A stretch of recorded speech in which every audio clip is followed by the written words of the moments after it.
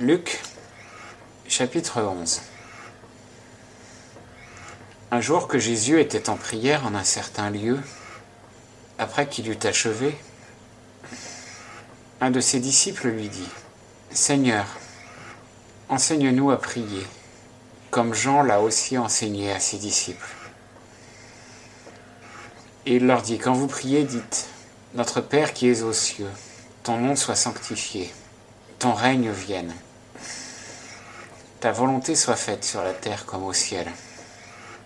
Donne-nous chaque jour notre pain quotidien. Pardonne-nous nos péchés, car nous pardonnons aussi à tous ceux qui nous ont offensés. Et ne nous induis point en tentation, mais délivre-nous du malin. »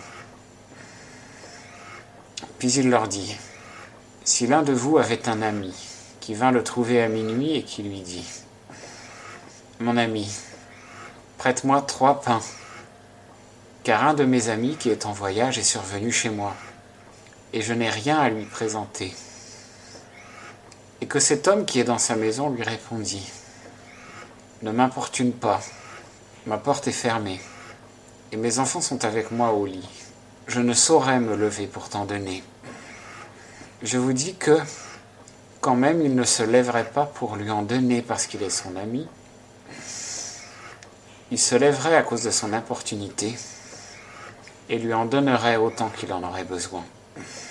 Moi aussi je vous dis, demandez et on vous donnera, cherchez et vous trouverez, heurtez et on vous ouvrira, car quiconque demande reçoit, et qui cherche trouve, et on ouvrira à celui qui heurte. Qui est le père d'entre vous qui donne à son fils une pierre lorsqu'il lui demande du pain ? Ou s'il lui demande un poisson, lui donnera-t-il un serpent au lieu d'un poisson ? Ou encore, s'il lui demande un œuf, lui donnera-t-il un scorpion ? Si donc vous, qui êtes mauvais, savez donner de bonnes choses à vos enfants, combien plus votre Père céleste donnera-t-il le Saint-Esprit à ceux qui le lui demandent ? Jésus chassa aussi un démon qui était muet.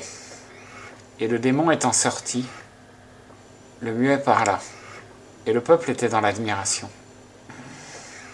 Et quelques-uns d'entre eux dirent : C'est par Belzébul, le prince des démons, qu'il chasse les démons.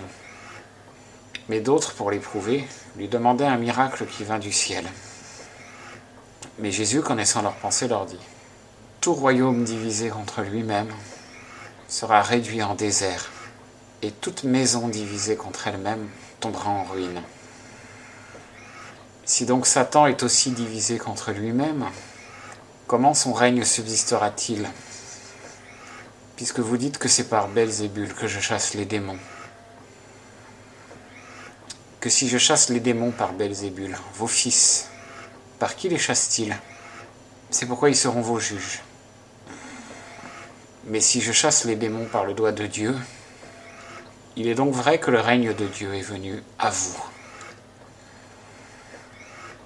Quand un homme fort et bien armé garde sa maison, tout ce qu'il a est en sûreté.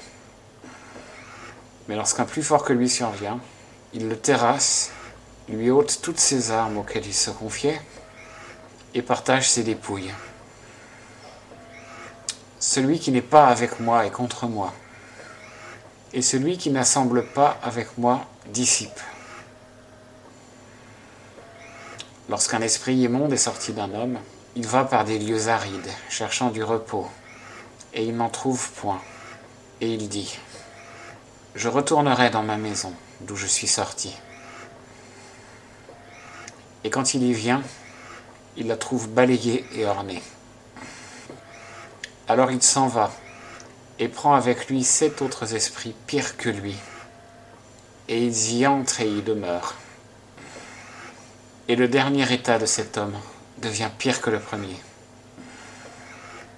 Comme il disait ces choses, une femme de la foule éleva sa voix et lui dit : Heureux les flancs qui t'ont porté et les mamelles qui t'ont allaité.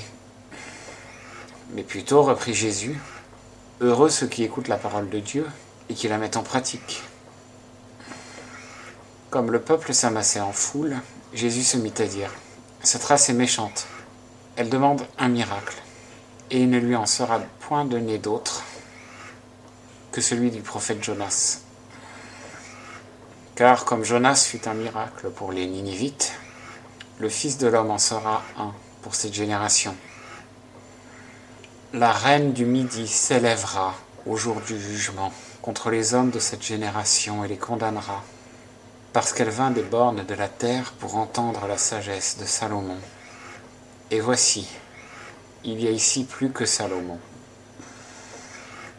Les hommes de Ninive s'élèveront au jour du jugement contre cette génération et la condamneront, parce qu'ils se repentirent à la prédication de Jonas. Et voici, il y a ici plus que Jonas.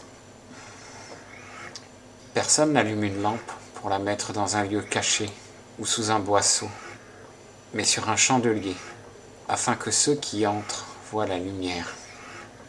L'œil est la lumière du corps. Si donc ton œil est sain, tout ton corps sera éclairé. Mais s'il est mauvais, ton corps sera dans les ténèbres. Prends donc garde que la lumière qui est en toi ne soit que ténèbres. Si donc tout ton corps est éclairé, et s'il n'a aucune partie qui soit dans les ténèbres, il sera tout éclairé, comme quand une lampe t'éclaire par sa lumière. Comme il parlait, un pharisien le pria de dîner chez lui. Et Jésus entra et se mit à table. Et le pharisien s'étonna de ce qu'il vit qu'il ne s'était pas lavé avant le dîner. Et le Seigneur lui dit, « Vous autres pharisiens, vous nettoyez le dehors de la coupe et du plat. Mais au-dedans, vous êtes pleins de rapine et de méchanceté. Insensé, celui qui a fait le dehors n'a-t-il pas aussi fait le dedans? Mais plutôt, donnez en aumône ce que vous avez, et toutes choses seront pures pour vous. Mais malheur à vous, pharisiens, qui payez la dîme de la menthe, de la rue et de toutes sortes d'herbes, tandis que vous négligez la justice et l'amour de Dieu. Ce sont là les choses qu'il fallait faire, sans néanmoins négliger les autres. Malheur à vous, pharisiens, qui aimez à occuper les premières places dans les synagogues et à être salués dans les places publiques.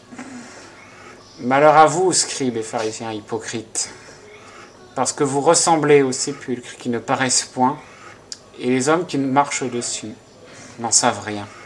Alors, un des docteurs de la loi prit la parole et lui dit, « Maître, en disant ces choses, tu nous outrages aussi. » Et Jésus dit, « Malheur aussi à vous, docteurs de la loi, parce que vous chargez les hommes de fardeaux qu'ils ne peuvent porter, et vous-même n'y touchez pas du doigt.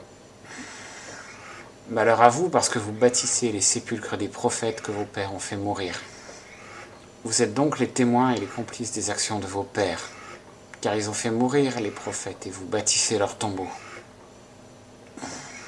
C'est pourquoi aussi la sagesse de Dieu a dit, « Je leur enverrai des prophètes et des messagers, et ils feront mourir les uns et persécuteront les autres, afin que le sang de tous les prophètes qui a été répandu dès la création du monde soit redemandé à cette génération, depuis le sang d'Abel jusqu'au sang de Zacharie, qui fut tué entre l'autel et le temple.